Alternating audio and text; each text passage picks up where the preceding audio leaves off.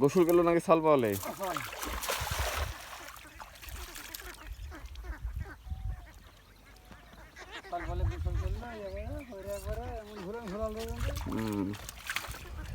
দুটো 4 টাকার ট্যাংরা পুটি দিলেও তো হয়।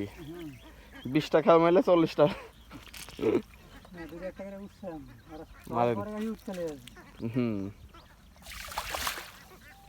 নতুন পানি আর একটু বাড়লে পারা আপনার এই গুচি এই আরো যেগুলো আছে নহটা